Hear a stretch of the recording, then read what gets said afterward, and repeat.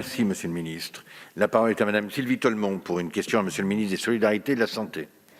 Merci, Monsieur le Président. Monsieur le Ministre, déjà prégnante avant la pandémie de Covid, les problématiques liées à la santé mentale des Français n'ont été que renforcées par cette crise sanitaire.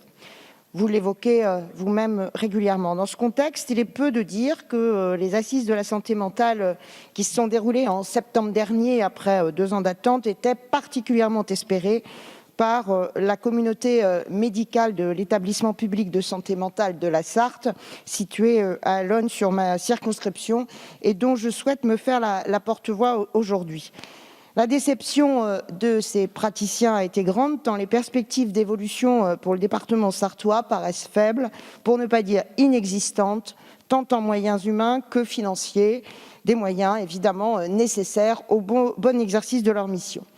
Dans un courrier daté du 2 novembre dernier, ces personnels de l'EPSM ont alerté le directeur général de l'ARS sur la situation d'extrême pénurie médicale et paramédicale subie dans notre département.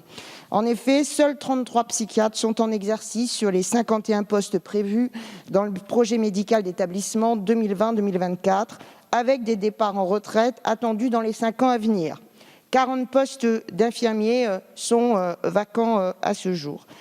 Tous les dispositifs sont pensés désormais à partir de la raréfaction des temps médicaux et même financés par défaut d'infirmières, de médecins et autres professionnels paramédicaux.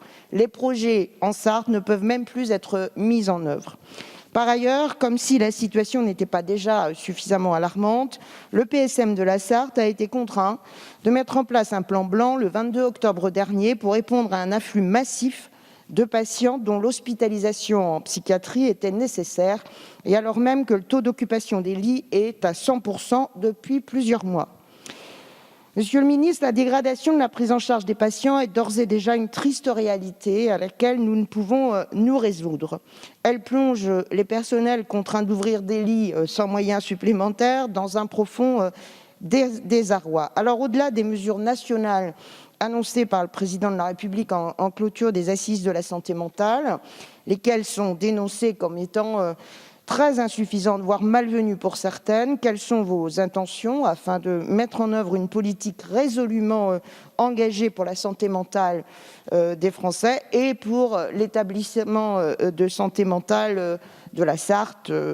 Voilà. Il en va, Monsieur le ministre, de la dignité des personnels et des patients. Je vous remercie. Merci, Madame la députée. Monsieur le Ministre. Merci, Monsieur le Président. Madame la députée Sylvie Tolmont, je ne vais pas polémiquer, mais ces assises de la santé mentale, elles n'étaient pas très attendues depuis 2 ans. Elles étaient très attendues depuis 20 ans.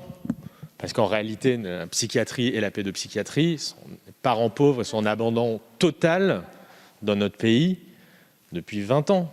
C'est ça la réalité. Et aujourd'hui, nous sommes confrontés à cette réalité-là. Et vous le savez très bien, je sais que vous le savez, les difficultés d'ordre structurel auxquelles la psychiatrie et la pédopsychiatrie est confrontée dans notre pays ne se résout pas en un claquement de doigts. Donc il y a un certain nombre... Donc il y a un certain nombre de mesures d'urgence qui sont prises d'ailleurs. On n'a pas attendu les assises de la santé mentale. Je vous rappelle la feuille de route en santé mentale d'Agnès Buzyn de 2018. Mesures d'urgence qui sont prises pour essayer de pallier effectivement aux urgences, qui ont été accrues, vous avez raison, par la crise sanitaire que nous traversons. Mais les indicateurs étaient déjà mauvais, notamment s'agissant des jeunes, dès avant la crise.